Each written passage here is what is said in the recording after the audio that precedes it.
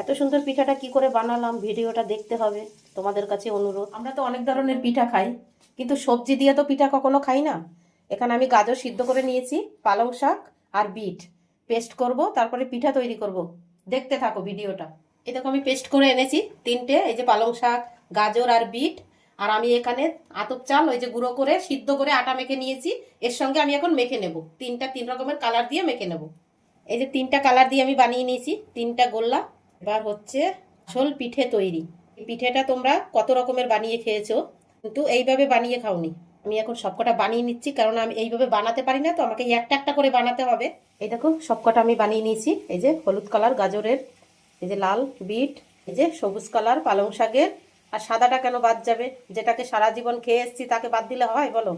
ওটাও বানিয়ে নিলাম আমি। এই দেখো এখানে একটা কড়াই বসিয়ে চিনি দিয়েছি। চিনিটাকে একটুখানি ওই লালচে মতন কালার হবে। এই যে একটু লালচে কালার হয়েছে, এখানে আমি এখন দুধ ঢেলে দেবো। দুধটা আমি আগে থেকে ফুটিয়ে নিয়েছিলাম। যেখানে আমি একটু দুধ রেখে দিয়েছিলাম, ওর সঙ্গে এখন গুঁড়ো দুধ মিলিয়ে নেব।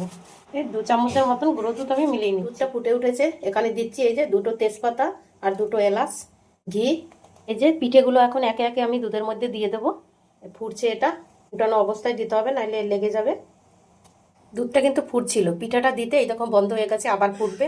তার আগে আমি যে গুঁড়ো যে দুধটা গুলিয়েছিলাম ওইটা এখন দিয়ে দিচ্ছি। একসঙ্গে পুরো ফুটে উঠবে। এখানে কিন্তু আমি গুড় দিতে পারতাম, গুড় দিলে কালারটা, ওই পিঠার কালারটা বোঝা যেত না, সেই জন্য দিলাম না। দেখো কালারটা শুধু দেখো, একটা পিঠাও কিন্তু ভাঙেনি, লেগেও যায়নি।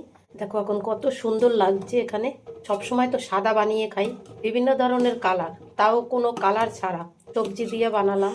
হয়ে গেছে। এটা কিন্তু নামিয়ে রাখলে ঠান্ডা হলে পরে অনেকটা ঘন হয়ে যাবে। কালারিং পিঠাটা শুধু দেখো, এখন এত সুন্দর দেখে যে কেউ দেখবে খেতে ইচ্ছে করবে। তোমরাও একবার এইভাবে বানিয়ে খাবে, তারপরে কমেন্টে বলবে কিরকম লাগছে খেতে।